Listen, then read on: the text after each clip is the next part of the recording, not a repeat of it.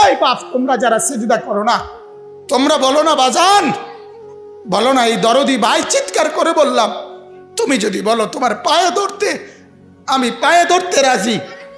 তুমি যদি বলো তোমারে জড়িয়ে ধরে কাঁদতে, আমি কাঁদতে রাজি। তুমি বলো কেন আল্লাহর সাথে রাগ করলা? কেন আল্লাহর সাথে রাগ করলা? কেন আল্লাহর সাথে নারাজ হইলা? কেন সেজদা কপালে জুটলো না?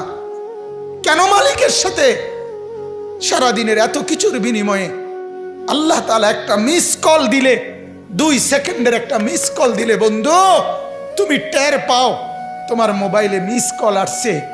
এত বড় মসজিদে 6টা মাইকের হরন দিয়া আল্লাহু আকবার বলে তোমারে ডাক দেয়, তোমার একটা বারও কানে লাগে না, বিবেকে লাগে না।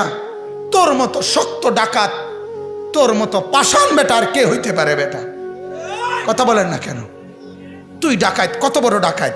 ওয়ায়াউমা তাকুমুস সাআতু ইউবলিসুল মুজরিমুন।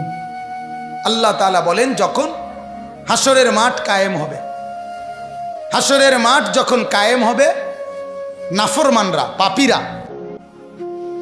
সমস্ত অপরাধীরা হাসরের মাঠের দৃশ্য এক নজর চতুর্দিক দেখার পর, অবস্থাটা উপলব্ধি করার পরই ইউবলিসুল মুজরিমুন, আল্লাহ বলে সব পাপীরা একেবারে ভেবাচেকা, একেবারে এলোমেলো, অস্থির, পেরেশান হয়ে যায়। হায়, এখন কি হবে? এখন কি হবে?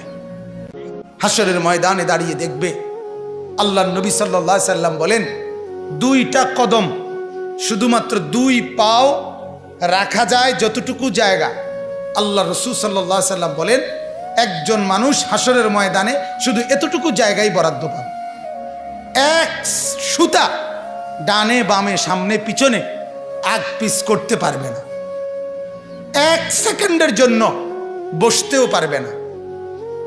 আল্লাহ তাআলা কোরআনুল কারীমের মধ্যে বলছে, ইয়াউমা ইয়াকুমুন নাস লিরাব্বিল আলামিন। রব্বুল আলামিনের সামনে সবগুলো মানুষ দাঁড়িয়ে থাকবে, দাঁড়ানো দাঁড়ানো দাঁড়ানো থাকবে, দাঁড়িয়েই থাকবে। মাথার 1.5 হাত উপরে সূর্য। আল্লাহ বলবে, সূর্য তোর সমস্ত তাপ আজ ছেড়ে দে, খুলে দে তোর সব তাপ। পায়ের নিচের জমিন উত্তপ্ত তামার মতো উত্তপ্ত হয়ে যাবে। এরপরে আল্লাহ পাক রব্বুল আলামিন ফেরেশতাদেরকে দিয়ে জাহান্নামকে, কোরআনের স্পষ্ট আয়াত, ওয়াজিআ ইয়াউমা ইদিম বিজাহান্নাম, হাসরের ময়দানে এরকম পাশে জাহান্নামকে ফেরেশতারা টেনে আনবে।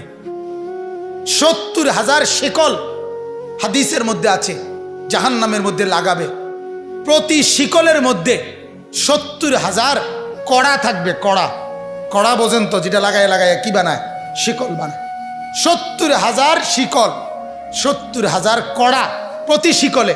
প্রত্যেক কড়ার মধ্যে 70,000 ফেরেশতা ধরা থাকবে। তাহলে কত কোটি ফেরেশতা? হিসাব বুঝছেন? 70,000 শিকল, 70,000 করে প্রত্যেক শিকলের কড়া, প্রত্যেক কড়ার মধ্যে ধরবে 70,000 ফেরেশতা। এত ভীষণ মারাত্মকের ভাবে ধরার পরেও জাহান্নাম গর্জনের সাথে ফেরেশতাদের হাত থেকে ছুটে যায়। আল্লাহ তাআলা বলেন, এই ভয়ঙ্কর দৃশ্য দেখার পরে গোটা হাসরের মাঠে পাপী নাফরমানরা নিরাশ হয়ে যাবে, পেরেশান হয়ে যাবে। এরপরে বলবে, আল্লাহ তাআলা বলেন, ওয়ালাম ইয়াকুন লাহুম মিন শুরাকাইহিম শুফাআউ। এই নাফরমান আর পাপীরা দুনিয়ার জমিনে যাকে যাকে সঙ্গী বানাইছিল, যাকে যাকে বন্ধু বানাইছিল, যার সাথে চলে চলে আল্লাহর নাফরমানি করছিল, এদের সবার দিকে তাকাবে, কিন্তু কেউ তাদের জন্য 1 বিন্দু কোনো সুপারিশ করবে। কি রে বন্ধু, একসাথেই বনবিড়ি খাইতাম, অনকুদুর কও না, কি করতাম? যে আমার কিছু বলার নেই, আমার কিছু বলার নেই। এরপর আল্লাহ বলেন, ওয়াকানু বিশুরাকাইহিম কাফিরিন। আবার প্রত্যেকটা নাফরমান নিজেই সে তার ওই বন্ধুদেরকে, ফেরেশতাদের সামনে সঙ্গীদেরকে অস্বীকার করবে। প্রথম তো তাকাবে, যখন দেখবে কেউ কোনো সহযোগিতাকারী নাই, ফেরেশতাদের সামনে যখন জিজ্ঞেস করবে, কোরআনে আছে উহশুরুল্লাযীনা যালামু ওয়া আজওয়াজাহুম, আল্লাহ ফেরেশতাদেরকে বলবে প্রত্যেকটা পাপী এবং তাকে পাপ কাজে যারা যারা সহযোগিতা করেছে তাদেরকে সহ একত্র করো। তখন ফেরেশতা যখন জিজ্ঞেস করবে তোর এই অপরাধের সঙ্গী ছিল কে বল, তখন ওই নাফরমান বলবে আমি কাউকে চিনি না, আমার সাথে কেউ ছিল না, কেউ ছিল না। আল্লাহ বলে ওই সঙ্গী তাকে অস্বীকার করবে, সে সঙ্গীকে অস্বীকার, কেউ কারোর জন্য থাকবে না, কেউ কারোর জন্য থাকবে। এরপরে আল্লাহ বলেন ওয়ায়াউমা তাকুমুস সাআতু ইয়াউমাইদিন ইয়াতাফাররাকুন। এরপর আল্লাহ তাআলা বলেন হাসরের মাঠের সমস্ত মানুষ বিভক্ত হয়ে যাবে। আজ যেমন সবাই একসাথে বসছেন, নামাজি বেনামাজি, হালাল উপার্জনকারী হারাম উপার্জনকারী, হ্যাঁ সবাই একসাথে বসছেন, আল্লাহ তাআলা বলেন সেদিন সমস্ত মানুষ বিভক্ত হয়ে যাবে। ফাআম্মাল্লাযীনা আমানু ওয়া আমিলুস সালিহাত ফাহুম ফি রাউদাতিন ইউহবারুন। যারা ঈমান আর নেক আমলওয়ালা হবে তারা জান্নাতের আরাম আর আয়েশের মধ্যে, জান্নাতের সুখের মধ্যে ভাসতে থাকবে। ওয়া আম্মাল্লাযীনা কাফারু ওয়া কাযযাবু বিআয়াতিনা ওয়া লিকাইল আখিরা, আর যারা আমার নাফরমানি করেছিল, আমার এই আয়াতগুলোকে অস্বীকার করেছে, কোরআনকে অস্বীকার করেছে, কোরআনকে গুরুত্ব দেয় না, কোরআনকে গুরুত্ব। মাদ্রাসা আপনার কোরআন পড়ায়। আমি সব সময় বলি কোরআন শুধু একটা বিষয়ের নাম না, বাংলা অঙ্ক ইংরেজি পদার্থ জীববিজ্ঞানের মতো এটাও একটা বিষয় না। না, বাংলা অঙ্ক ইংরেজির কোনো বিষয় আপনার জীবনে থাকুক বা না থাকুক, আল্লাহর কসম ঈমানের পরিচয়ের কারণে এই কোরআনের পরিচয় আপনার সাথে থাকতেই হবে। কথাটা বুঝছেন কিনা আমার? অর্থাৎ আপনি বাংলা জানেন আর অঙ্ক জানেন অথবা না জানেন, কিন্তু কোরআন আপনি জানেন, এ কথা আপনাকে বলতেই হবে, এ কথা আপনার জীবনে থাকতেই হবে, এ কথা জীবনে থাকতেই হবে। এ কথার কোনো যুক্তি নাই আমি শিক্ষিত তবে কোরআন জানি না, আমি শিক্ষিত তবে কোরআন পড়তে পারি না। যে জ্ঞান আল্লাহ চিনায় না, যে জ্ঞান সেজদা চিনায় না, যে জ্ঞান কোরআন পড়ায় না, ওই জ্ঞান জ্ঞান না, ওই জ্ঞান জ্ঞান না। কোরআনে আল্লাহ বলছে, সূরা আনফালের মধ্যে আছে, যেই জবান আমার কথা বলে না, যেই কান আমার কথা শুনে না, যেই দিমাগ আমাকে নিয়ে ভাবে না, আল্লাহ বলে ওই লোকটা হলো সর্বনিকৃষ্ট জানোয়ার, জানোয়ার, জানোয়ার।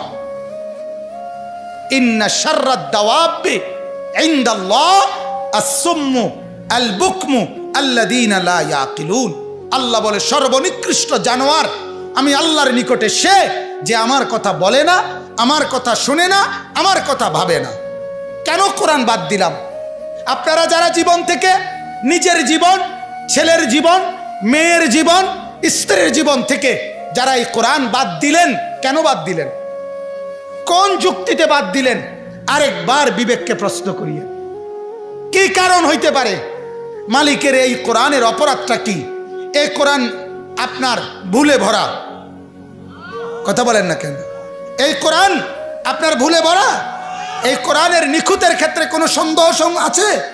তাহলে কি কারণ থাকতে পারে?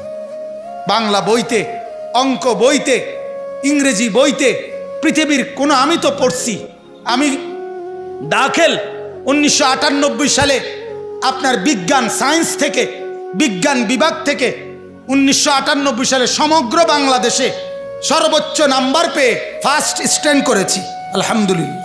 আমি বিজ্ঞান পড়ছি, কুমিল্লা ভিক্টোরিয়া কলেজ থেকে আমি মাস্টার্স পাস করছি।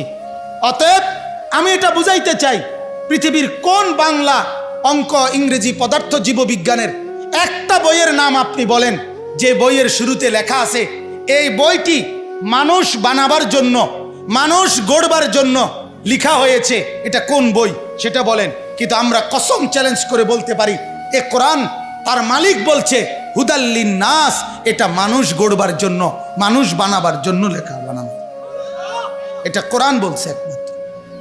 কোন বাংলা বইয়ের শুরুতে কথা নাই। কোনো অঙ্ক বইয়ের শুরুতে কথা নাই, বরং ওই সবগুলো বইয়ের মাকসাদ একটাই, ইকোনমিক্যাল অ্যানিমেলে পরিণত করা। Man is economical animal. একজন মানুষ হবে শুধুমাত্র অর্থনৈতিক প্রাণী, টাকা উপার্জন করার একটা মেশিন, টাকা উপার্জন করার একটা যন্ত্র। এটাই হবে। কে কত বুদ্ধিমত্তা, কে কত জ্ঞান খাটাইয়া পৃথিবী সাজাবে, কত বেশি জমিনের উপরের অংশ সাজাবে আর দুনিয়ার কামাই রোজগারি করবে, এটাই হলো মূল টার্গেট, মূল মাকসাদ, মূল মাকসাদ। এই কারণে 18 বছর বয়সের একটা ছেলে অনেক কিছু পড়ালেখা করছে, কিন্তু এখনো খারাইয়া মতে। কিন্তু আমার 6 বছরের বাচ্চা, এই নুরানি মাদ্রাসায় আমরা চ্যালেঞ্জ করি, কওমি মাদ্রাসা, নুরানি মাদ্রাসা, হাফেজি মাদ্রাসা, 6 বছরের বাচ্চা আমাদের কোনোদিন দাঁড়াইয়া পেশাব করে না, দাঁড়াইয়া মতে না। আমরা শুধু পড়া শিখাই না, আমরা জিন্দিগি বানাই, জিন্দিগি। কওমি মাদ্রাসা শুধু শব্দ শিখায় না, কওমি মাদ্রাসা শুধু অক্ষর শিখায় না, কওমি মাদ্রাসা জীবন গড়ে দেয়, জীবন, আখলাক গড়ে দেয়, আখলাক, জিন্দিগি বানায় দেয়, জিন্দিগি।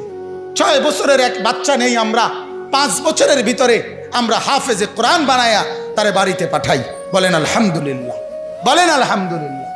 আল্লাহ তাআলা মূসা নবীকে বলছিল, মূসা নবীর মাকে, ও মূসার মা, তোমার কোলের বাচ্চাটা বাক্সত বইরা পানি থালায় দাও, নদীতে ফেলায় দাও। তুমি পারতা না, ফেরাউনের ভয়ে তুমি রাখতে পারতা না, ফেলে দাও, এরে বাক্সত ভরে ছেড়ে দাও, নদীতে ছেড়ে দাও। মনে করো পানিতে বাসাইয়া দিলারি, কিন্তু আমি ওয়াদা দিলাম, ইন্না রাদ্দুহু ইলাইকে, মূসার মা, আমি ছেলেটা তোমার কাছে ফেরত দেব।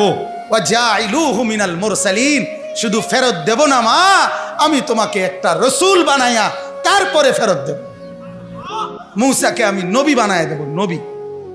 ঠিক আমরাও বলি আপনাদের কাছে, আমরা 6 বছরের একটা বাচ্চা আপনাদের কাছে চাই, এই বাচ্চাটা আপনি আমাদের মাদ্রাসায় দেন, আমরা একটা হাফেজে কোরআন বানায়া আপনার বাড়িতে পাঠাবো ইনশাআল্লাহ, ইনশাআল্লাহ।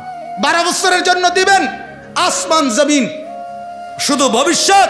আরে আমরার ভবিষ্যৎ একেবারে জান্নাত পর্যন্ত। ভবিষ্যতে কি করবে আপনি আমারে আগে বলেন।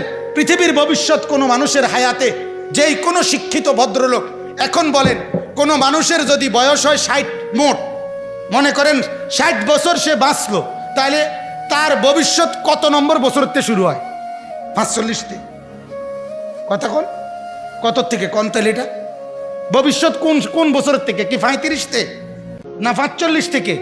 হ্যাঁ, পড়ালেখা শেষ করছে, যদি হেঁটে পড়ালেখা না করে তাহলে কথা বলেন না কেন? তাহলে আপনি 60 বছর রে 3 ভাগে কেমনে ভাগ করলেন? যে 60 বছরের মধ্যে প্রথম 20 বছর হলো অতীত, মাঝখানের 20 বছর হলো বর্তমান, শেষের 20 বছর হলো ভবিষ্যৎ। এটা কোন যুক্তি? আমারে বলেন না, এটা কোনো যুক্তি হলো নি? কথা বলেন না। এজন্য মানুষের হায়াত পুরাটাই বর্তমান, ভবিষ্যৎ শুধুমাত্র আখিরাত। ভবিষ্যৎ কি বলেন না? আখিরাত, আখিরাত। ওয়াল তানজুর নাফসুম মা কদ্দামাত লিগাদ। আল্লাহ বলে, আজকে তুমি ভাবো আগামীকাল কিয়ামতের জন্য তুমি কি পাঠিয়েছ। তাহলে আগামীকাল মানে ভবিষ্যৎ। আল্লাহ বলছে ভবিষ্যৎ হলো আখিরাত। ভবিষ্যৎ কি বলেন? তাহলে আমরা বাচ্চাটার বর্তমান দুনিয়াটাও দেখি, আমরা বাচ্চার ভবিষ্যৎ আখিরাত, জান্নাত পর্যন্ত পৌঁছবার সবক আমরা তারে শিখাই। বলেন আলহামদুলিল্লাহ, বলেন আলহামদুলিল্লাহ। অতএব শেষ কথা এটাই, আল্লাহ বলেন, ওয়া আম্মাল্লাযীনা কাফারু ওয়া কাযযাবু বিআয়াতিনা, যারা তোমরা কুফরি করছো, যারা আমার আয়াত অস্বীকার করছো, ছেড়ে দিচ্ছ, ওয়া লিকাইল আখিরাহ, আখিরাতের সাক্ষাৎ, পরকালের সাক্ষাৎ ভুলে যাচ্ছ, আল্লাহ বলেন, ফাউলাইকা ফিল আযাবি মুহদারুন, তোমরা অবশ্যই জাহান্নামের আযাবের মধ্যেই অংশগ্রহণ করবে। শেষ আয়াত আল্লাহ বলে, ফাসুবহানাল্লাহি হিনা তুমসুনা ওয়া হিনা তুসবিহুন। অতএব হে আমার বান্দা, সকালেও সন্ধ্যায়ও আমার তাসবিহ পড়ো, আমাকেই ভাবো, আমাকেই ডাকো, আমাকেই ডাকো। এরপর আল্লাহ বলছে, ওয়ালাহুল হামদু ফিস সামাওয়াতি ওয়াল আরদ, আসমান আর জমিনের যেখানের যত সৌন্দর্য, যেখানের যত কিছু, সব কিছুর জন্য প্রশংসা পাওয়ার যোগ্য শুধুই আমি। কথা বলেন, কে? আল্লাহ। আল্লাহ। ওয়া আশিয়ান ওয়া হিনা তুজহিরুন, আল্লাহ বলে বিকাল বেলা আমাকেই ডাকো, ওয়াহিনা তুজহিরুন, 2 প্রহরে দুপুর বেলা আমাকেই ডাকো। আল্লাহ বলে, বান্দা শুধু আমাকেই ভাবো, আমাকেই ডাকো, আমার সাথেই সম্পর্ক গড়ো। কাজেই মুসলমান, আপনার যে সন্তান ফজরের নামাজের সেজদা কপালে জোটে না, আমি বললাম, আমার নাম আনিসুর রহমান, আমি চ্যালেঞ্জ করলাম, আপনার যেই ছেলে ফজরের নামাজ পড়ে না, মেয়ে ফজরের নামাজ পড়ে না, এ ভদ্র না, ভদ্র নয়, ভদ্র নয়, অসভ্য, অসভ্য, অসভ্য। তুমি যদি সাহস থাকে তো তুমি প্রতিবাদ করো, তুমি যুক্তি দাও। আমি বসুন্ধর কারণে তুমি বলো, সেজদাবিহীন কোন মুসলমান ইমানদারের ছেলে, মেয়ে, বিবি যার কপালে সেজদা নাই, সে শিক্ষিত হয় নাই, সে সভ্য হয় নাই, সে ভদ্র হয় নাই। আল্লাহ কোরআনে বলছে, ইবলিসকে, ইবলিস তুই সেজদা করলি না, অহংকার করেছিস, তুই বের হ আমার থেকে। জন্য যে সেজদা করে না সে অহংকারী, আর অহংকারীকে ভদ্র বলে না। কথা বলেন না কেন? অহংকারীকে কি বলে না? ভদ্র বলে না। নাই তো বলেন আপনি পৃথিবীর কোন ডিকশনারিতে আছে কথা যে অহংকারীকে সভ্য বলে, অহংকারীকে ভদ্র বলে? আল্লাহ তো কোরআনে বলছে সেজদা না করা এটা অহংকার। এটা কি বলেন না? তাইলে অহংকারী কি ভদ্র হয়? অহংকারী কি সভ্য হয়? অতএব ছেলেকে ভদ্র বানান, ছেলেকে সভ্য বানান। পড়েন আপনি, কোনো সমস্যা নাই, বাংলা পড়েন, অঙ্ক পড়েন, ইংরেজি পড়েন, পদার্থ পড়েন, জীববিজ্ঞান পড়েন, হিমালয় পর্বত ফুরাডা ফইরা বাইতে যাই পড়েন, কোনো মানা নাই। আটলান্টিক মহাসাগর পইরা বাইতে নালান, কোনো আপত্তি নাই। কিন্তু কোরআন বাদ দিলেন কেন? সেজদা বাদ দিলেন কেন? গোলামি বাদ দিলেন কেন? বন্দিগি বাদ দিলেন কেন? আল্লাহকে ছেড়ে দিলেন কেন? আল্লাহর সাথে দুশ্মনী কেন? যে ছেলেটা সারাদিন একটা ওয়াক্ত নামাজ পড়ে না, যে বিবি একটা ওয়াক্ত নামাজ পড়ে না, যে মেয়েটা পর্দা করে না, তারে জিজ্ঞাসা করেন না যে মা সবার সাথে সম্পর্ক বজায় রাখো, মালিকের সাথে কেন দুশ্মনী? আল্লাহর লগে কি নারাজি হইলা? আল্লাহর সাথে কি দুশ্মনী? আল্লাহর লগে কেন রাগ করলা? কেন রাগ করলা? এই বাপ, তোমরা যারা সেজদা করো না, তোমরা বলো না বাজান, বলো না, এই দরদি ভাই চিৎকার করে বললাম, তুমি যদি বলো তোমার পায়ে ধরতে, আমি পায়ে ধরতে রাজি। তুমি যদি বলো তোমারে জড়িয়ে ধরে কাঁদতে, আমি কাঁদতে রাজি। তুমি বলো কেন আল্লাহর সাথে রাগ করলা? কেন আল্লাহর সাথে রাগ করলা? কেন আল্লাহর সাথে নারাজ হইলা? কেন সেজদা কপালে জুটলো না? কেন মালিকের সাথে সারাদিনের এত কিছুর বিনিময়ে আল্লাহ তাআলা একটা মিস কল দিলে, 2 সেকেন্ডের একটা মিস কল দিলে বন্ধু তুমি টের পাও তোমার মোবাইলে মিস কল আসছে। এত বড় মসজিদে 6টা মাইকের হরন দিয়া আল্লাহু আকবার বলে তোমারে ডাক দেয়, তোমার একটা বারও কানে লাগে না, বিবেকে লাগে না। তোর মতো শক্ত ডাকাত, তোর মতো পাষাণ বেটা আর কে হইতে পারে? বেটা কথা বলেন না কেন? তুই ডাকাত, কত বড় ডাকাত! হ্যাঁ, এজন্য ইনশাআল্লাহ আল্লাহকে রাজি করব। বলেন ইনশাআল্লাহ। সেজদা করব তো ইনশাআল্লাহ। যুবকরা তোমরা বলো না ইনশাআল্লাহ। নওজোয়ান তোমাদেরকে বলি, আমার আশা ভরসার স্বপ্ন এই নওজোয়ানদেরকে জাগানো। আমি সারা দিন রাত চাই যুবকরা জেগে উঠুক, কারণ আগামীর পৃথিবী, গোটা বিশ্ব 2 ভাগ হবে। এটাই পৃথিবীর পুরা ভবিষ্যৎ। এক ভাগ পুরাপুরি দাজ্জালের অনুসারী কাফের, আরেক ভাগ মাহাদির অনুসারী ইমানদার। এই 2 ভাগে পৃথিবী অচিরেই বিভক্ত হয়ে যাবে। তুমি যদি মাহাদির পক্ষে থাকতে না পারো, তুমি যদি দাজ্জালের ধোকায় পড়ে যাও, আল্লাহর কসম ঈমান নিয়ে কবরে যাইতে পারবা না। অতএব আমি তোমার ঈমান চাই, আমি যুবকের ঈমান চাই, আমি যুবকের আখিরাত চাই। আল্লাহ তাআলা আমাদের প্রত্যেককে ঈমান আমলের দৌলত দান করেন, কবুল করেন।